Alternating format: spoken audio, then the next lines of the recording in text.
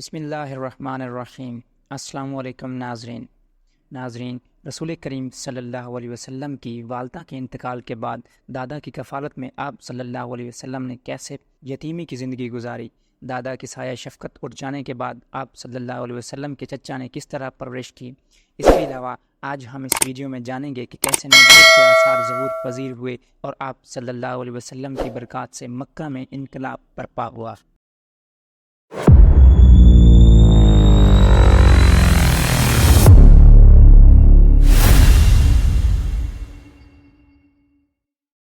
واقع شک صدر کے بعد حلیمہ رضی اللہ تعالی عنہا کو خطرہ محسوس ہوا تو انہوں نے آپ کو آپ کی ماں کے حوالے کر دیا اور اس طرح آپ 6 سال کی عمر تک والدہ ہی کی آغوش محبت میں رہے۔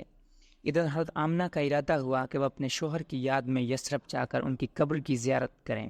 وہ اپنے یتیم بچے محمد صلی اللہ علیہ وسلم، اپنی خادمہ ام ایمن اور اپنے سرپرست عبد المطلب کی معیت میں 500 کلومیٹر کی مسافت طے کر کے مدینہ تشریف لے گئے اور وہاں 1 ماہ تک قیام کر کے واپس ہوئیں، لیکن ابھی ابتدائے راہ میں تھیں کہ بیماری نے آن لیا۔ پھر یہ بیماری شدت اختیار کرتی گئی، یہاں تک کہ مکہ اور مدینہ کے درمیان مقام ابواہ میں پہنچ کر رحلت کر گئیں۔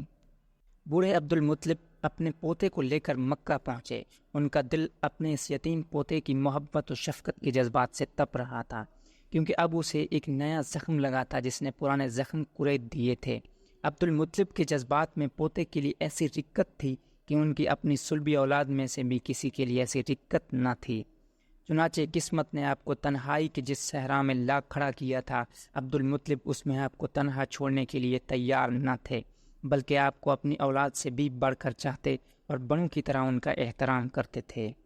ابن شام کا بیان ہے کہ عبد المطلب کے لیے خانہ کعبہ کے سائے میں فرش بچھایا جاتا تھا۔ ان کے سارے لڑکے فرش کے ارد گرد بیٹھ جاتے، عبد المطلب تشریف لاتے تو فرش پر بیٹھتے۔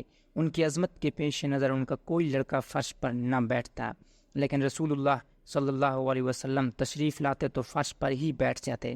ابھی آپ کم عمر بچے تھے، آپ کے چچا حضرات آپ کو پکڑ کر اتار دیتے، لیکن جب عبد المطلب انہیں ایسا کرتے دیکھتے تو فرماتے، میرے اس بیٹے کو چھوڑ دو، باخدا اس کی شان نرالی ہے۔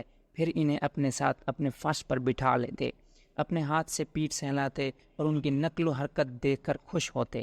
ابھی آپ صلی اللہ علیہ وسلم کی عمر 8 سال 2 ماہ 10 دن کی ہوئی تھی کہ دادا عبد المطلب کا سایہ شفقت بھی اٹھ گیا تھا۔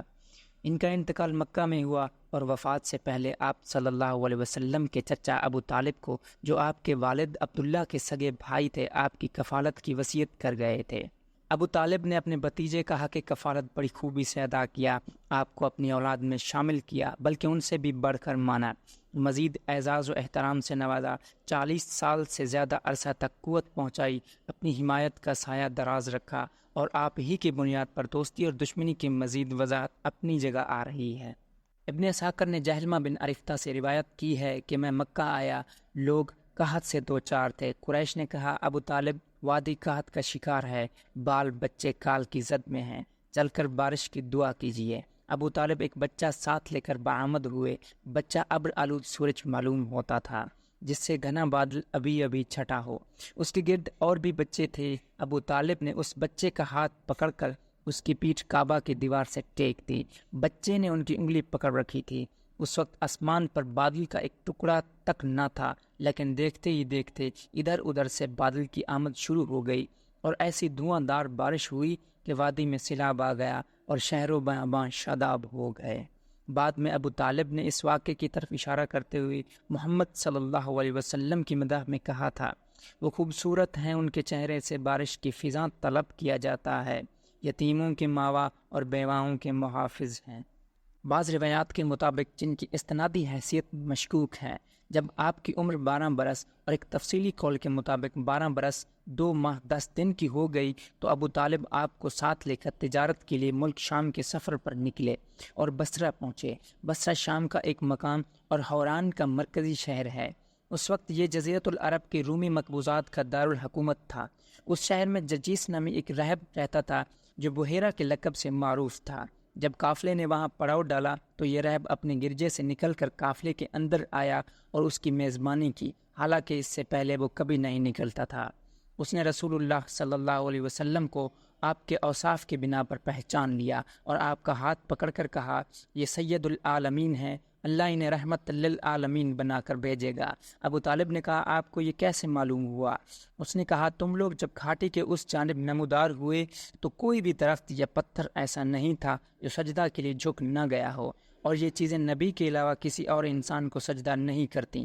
پھر میں نے انہیں مہر نبوت سے پہچان لیا جو کندھے کے نیچے نرم ہڈی کے پاس سیب کی طرح ہے، اور ہم انہیں اپنی کتابوں میں بھی پاتے ہیں۔